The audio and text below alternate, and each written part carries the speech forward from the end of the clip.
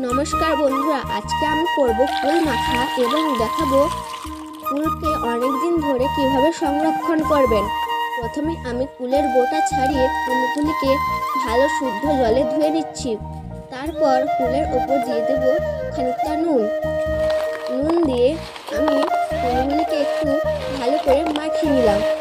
আমার মাখিয়ে নেওয়ার শেষে আমি কুলগুলিকে একটি প্লাস্টিকের কৌটোতে ভরে নিলাম। ভরে নেওয়ার পর আমি কুলগুলির ওপর কি দেবো জানো বন্ধুরা? দেবো আমি নুন দিয়ে আমি কিছুটা ঢেকে নেব জলটা। দেখো কত সুন্দর হয়েছে। এরপর আমি 6টা কুল নিয়েছি, কুল মাখা করব। কুলগুলিকে আমি ভালো করে কেটে নিচ্ছি।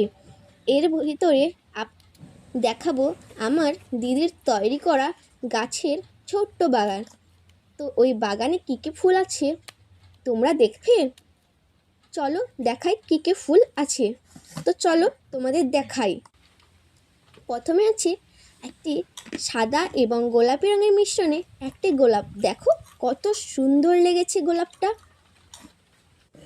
এরপর দেখো কত ছোট ক্যালেন্ডুলা গাছে হলুদ রঙের কত সুন্দর ফুল। তারপর আগুন কালারের একটি গোলাপ, কত সুন্দর। এটা হলো চন্দ্রমল্লিকা, মাদার চন্দ্রমল্লিকা, এবং এটা হলো একটি গাঁদা। তো মাদার চন্দ্রমল্লিকা গাছটা দেখো কত সুন্দর লাগছে, একেবারে জাস্ট ওয়াও। তো দেখো কত সুন্দর লাগছে। এরপর আছে হাজার গোলাপ, ছোট্ট একটি গাছে অনেক অনেক ফুল ফুটবে, দেখতেও সুন্দর এবং অপূর্ব লাগে। এরপর আছে অ্যাস্টার, এটি খুবই ছোট গাছ তুলনামূলকভাবে। এরপর দেখো আমি আবার চলে এসেছি, কুলগুলো কেটে নিয়ে নুন দিয়ে দিয়েছি। এবার দিচ্ছি কাঁচা লঙ্কাটি আমি ডলে নিলাম।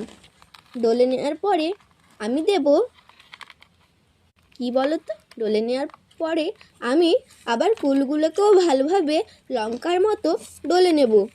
তো ডলে নেওয়ার শেষে আমি দেব চিনি। তো চলো দেখা যাক কীভাবে আমি করি। দেখো আমার ডলা হয়ে গেছে। এবার আমি দিচ্ছি চিনি, অল্প করে চিনি দিয়ে মেখে নিলাম। মেখে নেওয়ার পর তো কেমন হয়েছে দেখো বন্ধুরা, আমার তো খেতে দারুণ লেগেছিল। আপনারাও বাড়িতে